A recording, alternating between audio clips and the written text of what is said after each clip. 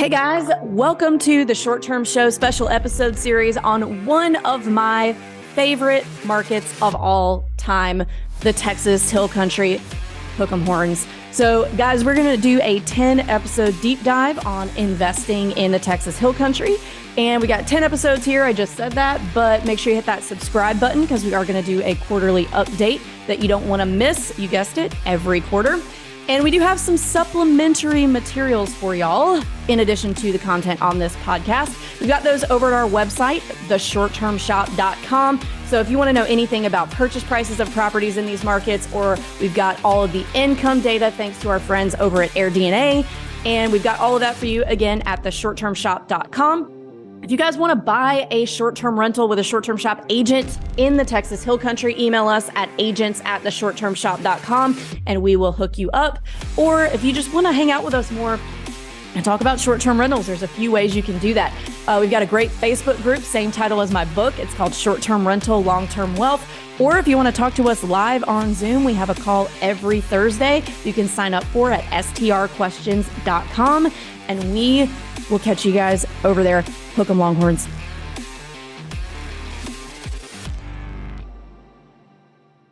Hey guys, welcome back to another episode of the Short Term Show special episode series, this time on my favorite place in the world, the Texas Hill Country. I've talked about this on previous episodes. If you want to email Luke and convince him to get on board with me buying in a new market, please do that. It's luke@theshorttermshop.com and use the subject line, get on board with Avery buying in the Texas Hill Country. Because he just does not want to build a new management system because we don't own anything out there yet. But it's my goal. Anyway, today we're talking about building your buying team. So all of the services and vendors that you'll need to get through your contract and also how that you'll need to manage your property. Got a couple awesome people here to help us do that. So first I'll introduce Stacy. You guys will know who she is, but Stacy, go ahead and introduce yourself real quick. Sure. I am Stacy Lancaster and I am the Texas Hill Country short-term shop agent. Longtime real estate investor. We've done long-term rentals, short-term rentals, fix and flips, and now short-term rentals are my passion. And we have 3 that I self-manage remotely. Awesome. And next we have Rashmi Bhatt. Rashmi, will you introduce yourself really quick? Yeah, thank you so much for having me on here, Avery. I started my real estate journey because of you in 2020. Oh, Podcast, and so it was awesome. So I actually partnered with my parents and bought our first deal out in Fredericksburg. We are in the county, so we're not in the city limits.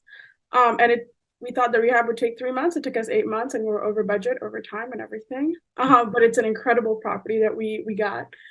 And then the month we launched that one, we bought our second deal with we partnered with our friends, and so we have 2 units in the city of Fredericksburg. And then we came out to the Smoky Mountains and my husband and I bought a property out there.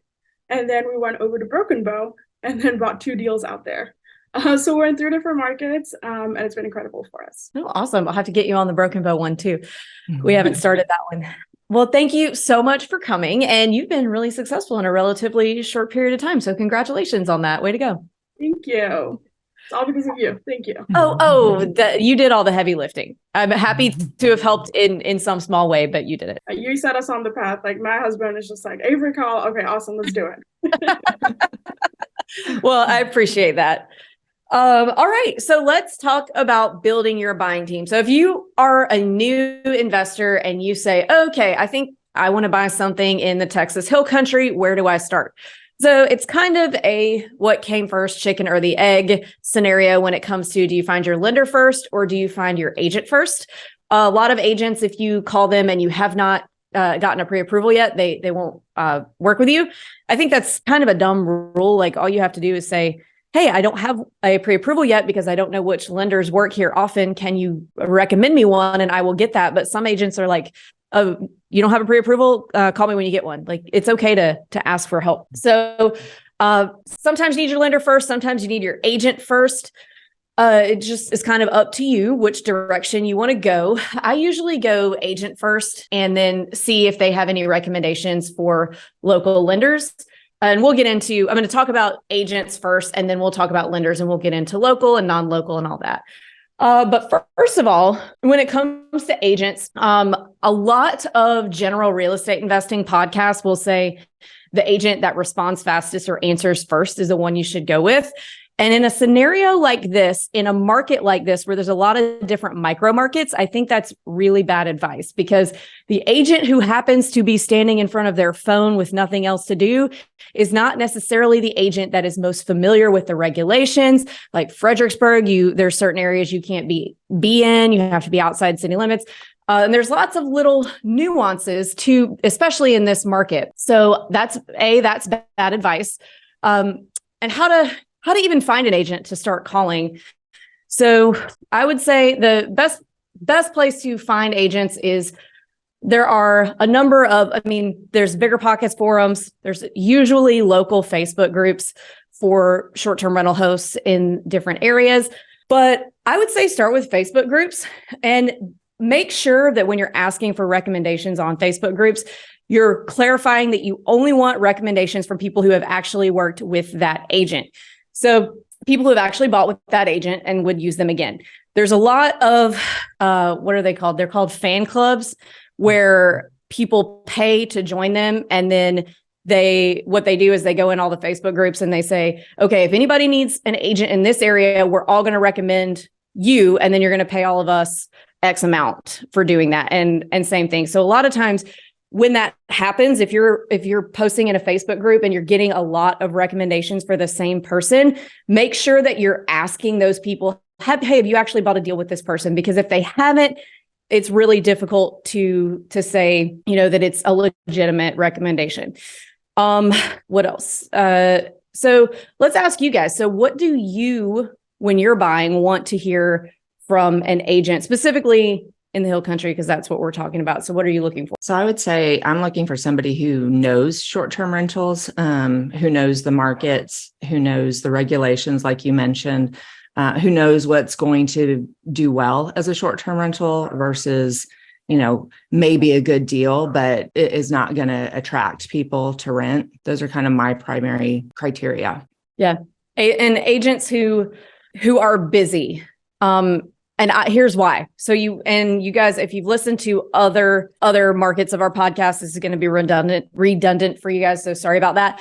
But I like to see that an agent is busy, not because that necessarily makes them better or worse independently than any other agent, but when the market changes, an agent who does a lot of deals, so an agent who did 30 deals last year versus an agent who did like 3 or 4 last year, that agent in 2021 who did 100 knew if you went to them, okay, you're going to have to make X offer, you're going to have to go Y above asking, you're going to have to remove this contingency or that contingency or make it as is. And they're going to know, because they're making offers all the time because they're really busy and they're seeing what works and what doesn't work. Whereas an agent who only does 3 or 4 deals a year, if you went to them in 2021, might have said, oh yeah, offer 20,000 under asking and see what happens, because that was something that could be done in 2020 or beginning of 2020, 2019. And they just haven't done enough deals over the course of the past 2 years to really have their finger on the pulse of where the market is. And then same thing this year. So one of those agents that only does 3 or 4 deals a year, well, they got a taste of the market in 2021 and middle of 2022. And they would probably advise you now, okay, you're going to have to go over asking because I've done 3 deals in the past 2 years and this is what worked then, when actually the market's completely changed and you can totally negotiate now. So I get a lot of, not hate, but maybe some hate from real estate agents who are not super busy on social media, that when I say this, they're like, you're not better than me because you're busy. And that's not what I'm saying. It's just experience in the market and experience in the market now and what exactly is going on. So agents who are doing a lot of deals are seeing exactly what is working and what's not working, how far you can typically get off purchase price. Every seller is going to be different, but that's why I always say you want a busy agent. And of course, you want the agents that know the short-term rental market. So even if they were really busy last year, but 95% of their deals were primary homes, that's a completely different mindset than working with a short-term rental buyer. So, they might say, oh, look at this house. Look how beautiful it is. This is going to rent great. But the house next door that might be a little cheaper, but maybe a little less impressive, might actually have a higher return. It's just not as impressive looking as the expensive ones. So you definitely want ones that have that short-term rental experience and that do short-term rentals often.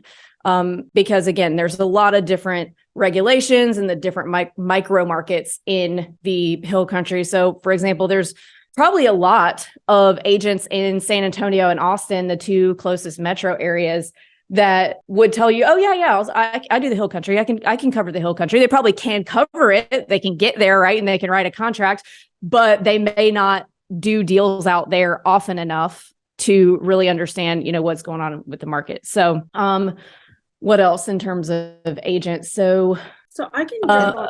Yeah. Oh yes, go ahead. A client perspective. So what I look for when we started buying in Fredericksburg, like there were no short-term agents like out there. Like it just wasn't like a thing. Like you went to a real estate agent that had maybe a property management company they've worked with. And that's just like kind of how their market is. And I think the Texas Hill Country has a long way to go in terms of self-management that's coming up. But what I look for now, after having done, 8 deals, is, does this person understand short-term rentals? Do they have short-term rentals? Like, have they bought any deals of their own? And do they self-manage, or do they have a property management company? And it doesn't matter to me what they answer, but I need to know that they have a property and that they have the systems in place. Because my first question when I close a deal is, who's your cleaner? Who's your handyman? Who can get this rehab work done for me? And who is good? Because I don't want to pay somebody that runs off with my money. And so I need all of these local people there. And so that's what I look for in a real estate agent. They need to have their own deal or have sold to other investors. And I will call their other investors and ask them like, hey, how's your deal doing? Can I see your Airbnb link? What does your property look like? Tell me a purchase price. And I need my real estate agent to be transparent with me, going, hey, this is my property, this is what I bought, this is my numbers, and this is how good it's doing. Or if it's not doing good, like, tell me why. And so that's what I kind of look for as a client. Yeah, all that is really, really valuable, because if you're buying, especially as an out-of-state buyer, if you're buying in a market and you don't know anyone, it can be really hard to find decent contractors, decent cleaners. And and a lot of times it's not as simple as a quick Google, because a lot of these smaller vendors don't have websites and things like that. So again, same thing with the Facebook groups. That's a great place to start if your agent doesn't have specific recommendations, although they should. And again, same thing as with the agents, make sure that you are, I know we've seen in not some of our groups, but some groups that I'm in, make sure that the people who are referring people are actual past clients and not like their cousin or their aunt or whatever that's like, yeah, I'm going to go pimp you on all these short-term rental host groups so that you'll get business. So make sure you're always taking referrals only from people who have done business with those people. I wanted to weigh in on something you said, about there are lots of agents, San Antonio, Austin, who can sell in these markets. But the risk you run is the regulations are so specific. Like you can permit in certain zonings within Fredericksburg. However, the zoning process or the permitting process can be really long, and it's no guarantee. So if you are, working with somebody, they're like, oh yeah, this is eligible for permitting. And you buy a property and then find out 4 months into the process that you can't get a permit. You're really putting your finances and everything at risk, because you're not going to be able to do with that property what you want to do. So it's really, really important for that agent to know the market and know the various rules within each market. Absolutely. And the last thing that I want to hit on before we move on to something else is I like to look at an agent's social media. So there's certain things, and maybe since I am an agent, I'm getting a little too in the weeds on it, but agents that post pictures of properties that are pending but not under contract, that is a gigantic red flag to me, especially in the past couple of years when everything was really, really moving really fast. Do not call attention to my deal that is not closed yet, period. Like, don't post it on the internet, because what'll happen, and I've done it to people, when I've seen other agents in my markets that will say, oh, just got this pending, and I know how that agent works. And maybe my buyer wasn't aware of it. Maybe my buyer says, hey, this house looks cool. Should we make a backup offer? And then you go make a higher backup offer to the seller. I mean, you don't know what the initial offer is, but you go make a really good offer. And then the seller is now not willing to negotiate with the current buyer because they want to take your offer because it's better. So they get to the inspection and they say, no, we're not doing anything. That buyer terminates, you get it. So I don't want to see any calling of attention to deals that are under contract but not closed. Like, closed is fine because it's yours then. But like, just don't post it anywhere, because the last thing you want to do is call attention to a good deal with one of your followers or whoever's following this agent when your client's under contract on it. So that's one that a lot of people don't think about that really bugs me. And then the last thing is like the using of like negative language, like I'm a pit bull, I'm a fighter, I'm gonna that to me says that they are not going to negotiate well for you, because when you're negotiating, you have to make the other side feel like they're getting something. I think it's a very I should not say this. It's a very like boomer way to go about things of like, okay, I'm going to go in there and bust heads, because you're not going to get as much as if you're like, hey, here's where my client is. This is what they want off. They can't go above this or else it really doesn't make sense. What can we do? How can we make this work for both of us? That's going to get you a lot further for your client than just going in there and smacking people around. So I don't like those kinds of words when I'm looking at agents. I want an agent who's got a good relationship with the other agent saying, hey, we do deals together all the time. How do we put this one together? That's good for both your client and my client. Anyway, it's enough about agents. Let's talk, unless you guys have anything else to add about agents before we move on to lenders. Relationships in this market are key. There are so many times when another agent will send me an off-market deal just because we've had a good relationship and we were able to kind of come to a win-win on previous negotiations. So relationships are key. Yeah, I am with you. I don't like the bulldog agents that are difficult to work with and just don't make it easy. They don't do a good job for their clients when they do that. Nobody's calling somebody who's been an asshole to them when they have an off-market deal. Yeah. Like if we get something, I'm going our clients first. If none of our clients want it, then I'm calling a couple agents who have been great to work with over the past few years and saying, hey, we don't have anybody for this. They don't want to put it on the MLS. Do you guys have anybody? And get it done that way. So you're absolutely right. Okay, let's move on to lenders. So trying to think of how I want to word this. When you are looking for a lender, guys, what are you looking for? So you're just going online, going to like a big online lender or a local bank, or what are we doing? So for our deal, we went to local lenders. We did the 10% down on the log cabin that we bought. And then on the second deal that has 2 units on it, we actually had to find a commercial lender because we bought it in an LLC. And it was a great process because we got the loan in a commercial like LLC, and then the property's in an LLC, and then the permitting is in an LLC. And then the president who wrote the bank loan, like he drove by this house every day for 40-50 years. So he knew exactly, like when we said the address, he was like, I know it, how well it does. Not a problem. Let's underwrite it. And I feel like if we'd gone outside and done a national, lending agency, I think we would have run into more issues. Yeah. Commercial banks they can be a really, really amazing option. But they're going to have to be either local to you or local to the property. And they're going to be more flexible than the big national lenders. It can be really difficult unless, like what you said was a perfect example. If they're familiar with the property and familiar with you, you've got a much better shot of being able to get them to do that deal than if you're like some random person from Maine who's like, hey, I want to buy this deal in Texas. Will you finance it for me? And that, they want you at least, or either you or the property to be local, but preferably you, because they want to start a relationship. Just like Stacy said, relationships are very important in real estate. And local banks like that want you to put some money in their bank. They want to know maybe you're buying more than one because, again, they want that relationship. If you're coming from Maine and saying, well, I'm going to buy one house in the hill country and then I'm going to buy another one in Alabama, they're probably just going to say, I don't think this is for us. So really great example of that. Regional like mortgage brokers too are a great option. But local does matter for the same reason that it matters to use a local agent, because they're familiar with the market. They understand the types of properties, and there are nuances to every market that maybe a big national lender might not understand or might not necessarily understand, but might not be familiar with. It could trip up the deal. I usually would ask my agent, hey, do you have a few lenders that you recommend around here? And I'd go shop around. There's a number of different types of loans you can get. We've got an entire episode on financing later, but there are a few short-term rental specific national lenders that are pretty good. If it's not any type of a unique property or a condo hotel or anything like that, if you're just buying like a house or a cabin, you're usually pretty good with. Those I'm totally fine with. But, regional mortgage brokers, local banks are always a good way to go. Definitely ask your agent.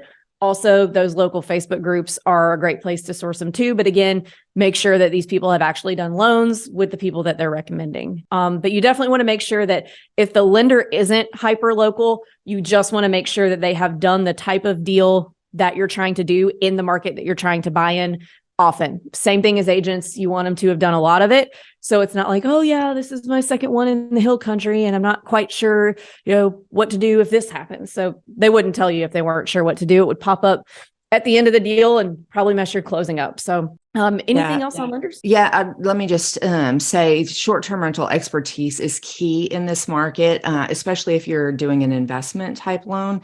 Just because the appraisal matters a lot and how the appraisal is conducted matters a lot. And if you have a lender who's not experienced with that, and I've had this happen once or twice where the deal fell apart at the end and we had to switch lenders really quickly because they didn't have that expertise and didn't have the numbers didn't appraise for the short-term rental like it needed to, or they didn't run the appraisal that way. So it's key to have that experience. And there's lots of, local lenders. Banks are great. I always go to local banks especially in a complex type of situation or where we're having, some issues possibly with traditional financing. Local banks are always a good option there, but short-term rental experience for the bigger regional lenders is key. Totally agree with that. And as you're shopping lenders, when you're asking people about interest rates, just random Facebook people, keep in mind that interest rates are a lot of times dependent on what your credit score is. So even if you're seeing different interest rates from people that are using the same lender as you, that can be, there's a number of factors, but your credit score does make a big difference. So I've seen people start to get in arguments on Facebook groups before about their rate. And then it's like, you have to admit that your credit score is not that great. So anyway, and definitely talk to 3 or 4 lenders, see, they're all going to have different products, see which one's going to work the best for you. Sometimes when one lender says no, another one will say yes. So definitely shop around, and rate isn't the only thing to keep in mind. There's other factors that can make a difference, like the term of the loan, type of loan, what it takes to qualify, things like that. But we'll dive deeper into that on the financing one. But again, just make sure taking references from people who've actually used them.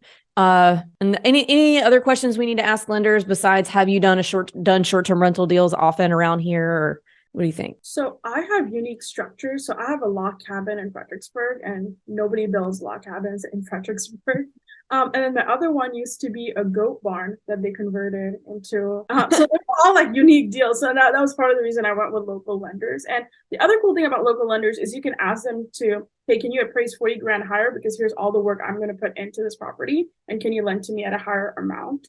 And so both of our lenders lent to us at a higher amount than even what we're under contract for. So we had to bring less money to close. And then we used that fund to fund our rehabs. So that's the way you can kind of, and again, just talking to these local lenders, I think they're willing, they want to see their community succeed and do better. And so they're willing to work with you. Yeah. And I'll add to that too. I haven't done, to be honest, a commercial, a true commercial loan on a short-term rental yet, but I've done it on multifamily, and they will do things like we're like, hey, this needs a roof. It's going to be like 50 grand because it's a weird flat roof. And they will finance that into the loan. So they just financed it at 50,000 higher, gave us the cash to get the repairs done. So commercial lenders, like local banks like that, can do flexible things like that. Would never fly with a conventional loan. They can't do that. They're not allowed. It's against the law. But it's with commercials, they have a lot more flexibility because they're not bound to Fannie Mae and Freddie guidelines. All right, cool. So you've got your agent, you got your lender, you made an offer, you're under contract. So the next person you're going to need is your home inspector. So, Rashmi, how did you find your home inspectors in the different markets that you've worked in? Always ask my real estate agent. Gone 3 different offers, and kind of gone with. I'm like, hey, this is the bid state presented. What do you think? And they're like, oh, I've worked with this guy before. He's great. And real estate agents, if you have a good one, they will be brutally honest. They're like, do not go with this guy. Home inspection, I'm like, don't do this. And yeah, that's how I've always done it. Yeah, same with you, Stacy. Yeah, exactly. I just go with what my real estate agent recommends, because they've done deals, and they've worked with these people a lot, and they know what a good inspection looks like and what a bad inspection looks like. So that's the best source of truth. Totally. And when your agent gives you recommendations, definitely call. Like, what I don't want to see you guys do, that I see a lot of people do just to save time, is tell their agent, I don't care. Just schedule me whichever one you like the best. Just get it scheduled. So you always need to be calling these vendors yourself and vetting them. It's great to take recommendations, but no one else should be like technically hiring them besides you. You need to call and speak with them and make sure that you guys get along, your communication skills, or not skills, your communication styles are similar, and that you like this person and that you feel like this is the best person for the job. Don't just say, oh yeah, you just schedule it and I'll look at it when it's done.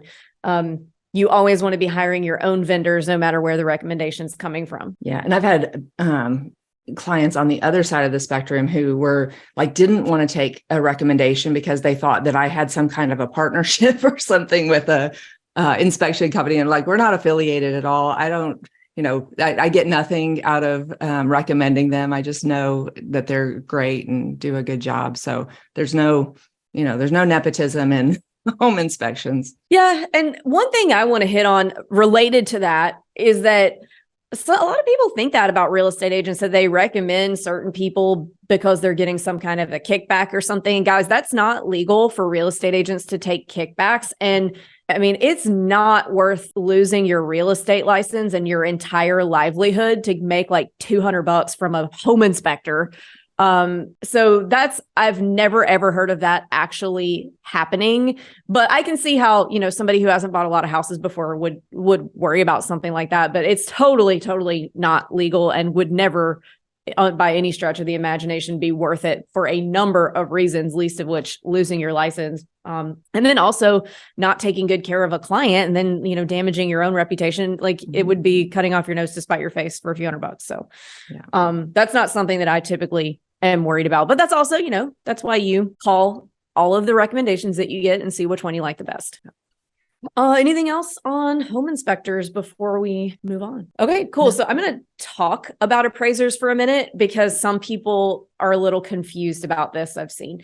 So people can sometimes think that you hire your own appraiser and they ask for appraisal recommendations and they want certain people to do it. So especially if you're getting a conventional loan, nobody has access to the appraisers. There's all kinds of rules in place because of 2008, preventing any real estate agents or lenders or buyers or sellers from influencing the appraisal at all. So the way it works is the lender, there's like a pool that a lender will put a call out for and put a job out, and the appraisers will drop in and pick it up.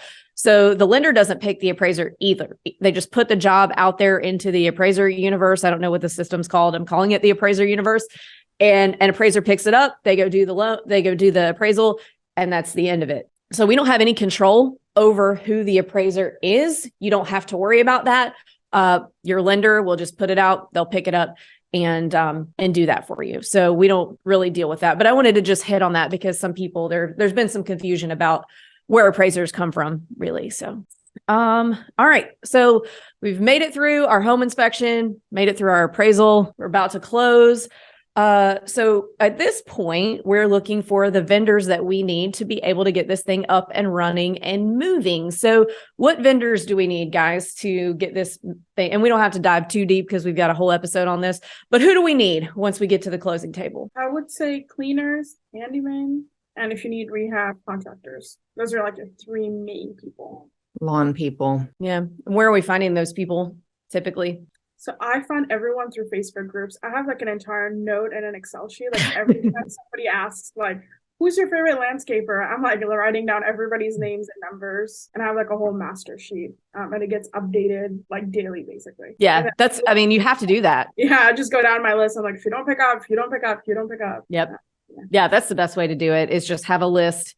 Anytime a name gets mentioned, just put it on the list. Even if you don't need that vendor right that second, it's just good to have for when you do, because you will at some point need all types of vendors. But to start, I would say you need your 2 core people, and you can build everything else out from there. But just like Rashmi said, local Facebook groups are usually the best place to find that local stuff.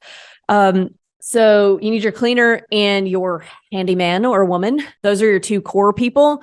If you can get started with those 2, they will know the other more specialized vendors that you need, like HVAC techs, roofers, things like that. I've always started actually with just a cleaner and gotten handyman recommendations from them, because when we started, like there weren't Facebook groups, there wasn't anything. I had to go, it was back in my day, I had to go to sit at the gas station in what is that place? I can't remember what the street it's on. Anyway, I had to go sit at the gas station in Sevierville. That was like the last stop before you get out to all the cabins where all of the cleaners and handymen would be coming and going. And I would stop anytime I saw somebody with a truck with trash bags in the back of it. I would be like, "Are you a cleaner? Can I get your number?" And so that's what I did. I sat there because this particular gas station has really good biscuits and like breakfast stuff. So everybody goes there. And now we have these wonderful Facebook groups and all these ways to make it our lives easier to find these people. Man, those Facebook groups are helpful. So yeah, that's where I would start. Cleaners, handymen. I think that's it without getting into other episode content. Again, what do you guys ask when you're interviewing a cleaner, for example? What are you looking for? Yeah, in this market, I ask if they have short-term rental experience, because a regular cleaner and a short-term rental cleaner are 2 very, very different things. So that's the key thing that I ask, is if they've done short-term rentals, if they are focused on short-term rentals. That is my goal, is to find somebody who, they only do short-term rentals. Yep. I'll add to what Stacy said. I look for that. I also look for somebody who doesn't need to get paid after every clean. I need somebody who can hold for a week or 2 weeks. Because I just don't have the time to pay them after every single clean. But professional cleaners will have that bandwidth to hold out for, 2 weeks or a month till I can get them paid. And yeah, I make sure they have a bunch of other short terms that they do, and they have good reviews. And I will try, if I'm in the area, to sneak by and see if they've done a good job. But if not, I'll just rely on my guest. And I use what you told us, Avery, on another podcast, which is just ask your guests, like, "Hey, how was your clean? We just hired some new cleaners," even if they're not new cleaners. And be like, "Does everything look okay?" And Yep. systems are key too, because I had a cleaner once that didn't have any systems in place, and literally I had to text her my calendar, every couple of days, and nobody has time for that. So, the cleaners I use now use Resort Cleaning, and my calendar sync up, so they automatically, get the clean set up when I get a booking. They know exactly when each turn needs to happen. And so systems are really important for your cleaners too, because it'll make your life a lot easier. Yeah. And I definitely think you want to make sure that, because hang on, I'm getting ahead of myself. I started my second sentence before I finished my first one. So you really want to make sure that you're hiring a cleaner who does short-term rentals, probably only. Some markets, it might be a little different where there's not as deep of a labor pool for that. But what you don't want is somebody who has only done cleans of primary homes, because it's an entirely different process to turn a vacation rental than it is to clean a primary home. And that's not a process that I want to have to train. So, and you probably don't either, especially if you're new, because you're not going to know the process yourself yet. So definitely focus on cleaners that do vacation rentals often, that already have a few. And think about what their processes are. So I like to ask them what their process is and kind of compare it to how mine is. Because what I don't want to do is come in with somebody who knows how to do their job and does a good job and is efficient and say, well, my process is this, and I want you to follow my process. And then it totally throws them off, makes them not as efficient, makes them probably not love you. And I want my cleaners to love me. I want everyone who works for me to love me. I don't want them to not like me. So I want to make sure that our processes are similar and that I'm not trying to like make them start from scratch with their process. I want to be able to work with what they're doing.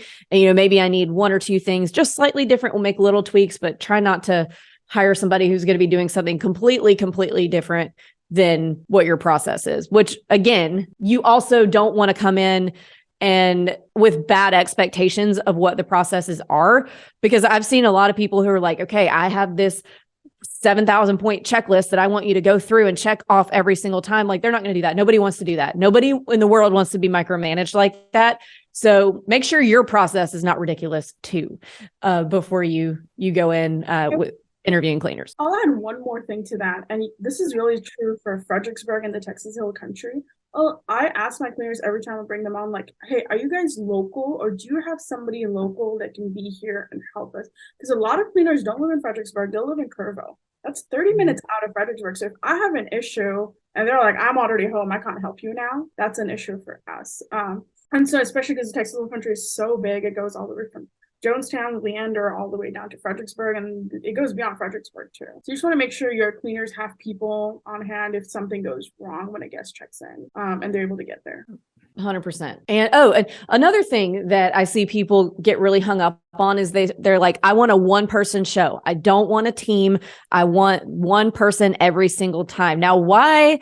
I can see why someone might want that consistency, but why is that probably not a good way to go, guys? You don't want to put all your eggs in one basket. That's the only reason we're not only on Airbnb, we're also on we're on direct book, whatever you want to call it. The other thing is I like cleaners that have a few other cleaners under them, because if one person's sick, somebody else is getting in there and covering the clean, and I'm not out there dealing with things. And then the other thing is husband and wife couples are great to start out with, but you definitely want to branch over. Like, you know, when I had husband and wife cleaners in the Smokies, if they were out, like, I'm panicking over here trying to get somebody else.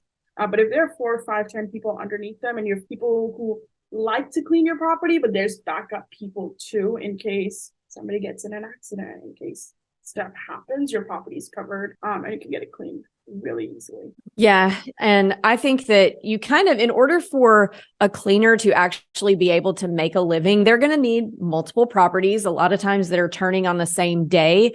And if you're limiting someone to, you know, it takes, 2 hours, depending on how big a property is, maybe more if it's a bigger property. If they've got 4 or 5 turns in a day, they can't do that all one person. They have to hire and leverage, and you have to be okay with that, because you as an investor are probably hiring and leveraging, and you should not punish your fellow entrepreneurs for doing the same thing, as long as the people that they're hiring are following the same standards. So they have to make a living. You cannot ask someone to not be able to make a living because you want them to only clean for you. That's absurd. So don't be absurd. All right. Last few things, any other vendors, any other people you need to manage your property locally that we haven't talked about yet? One thing I like, and this is not super common, but I personally have found it super helpful in running my business, is having somebody I can call, like a local boots on the ground person that just will either run errands for me, or if I've got an issue, or if I'm kind of concerned that my cleaners are not doing a great job, can pop in and inspect after a clean, or setting up Christmas decorations, things like that. Not all cleaners will do that. So I have a local boots on the ground person who just charges me almost nothing and will just run errands, or if I say, hey, I need XYZ for the cabin, or for the property, they will run out and get it for me and take care of it. Yep. Yeah. I'll add to that. I have a person like that. Sometimes the internet goes out, it needs to be reset. Just tiny little things like that they'll go out and be like, Rashmi, your cabin's falling apart, you need to get a handyman out here, or whatever it is. I think they know the properties better than I do. I think that's really important, that your head cleaner is like, hey, they're taking care of general stuff, and they're not in there, physically cleaning the property, but they have people underneath them so they can work on the bigger stuff. Yeah, I totally agree with that. All right. So I think we've kind of gone over all of the potential vendors that you'll need. Can you guys think of anything else that might be beneficial in terms of team building for our listeners on this one? Not on team building wise, but I encourage everybody just know your market. Like the Texas Hill Country is really big. Canyon Lake performs very differently than Fredericksburg. That performs really different from the Smokies. So I think it's really important to know what market you want to be in and how you do. And I think property tax is a big sticker shock for a lot of people investing out in the Hill Country. So kind of budgeting for those kinds of things and knowing, I think it's a fantastic market to invest in, but you just have to know your numbers. I totally agree with that. I think that is a mic dropper. So thank you guys so much for being on. Listeners, if you guys want to buy a property in the Texas Hill Country, just like me with Stacy, you can email us at agents@theshorttermshop.com. Or if you just have more questions on short-term rentals in general, then you can meet us over on our live Zoom office hours every Thursday. You can sign up for those at strquestions.com, or you can join our public Facebook group called Short-Term Rental, Long-Term Wealth, same as my book. Thanks, everybody.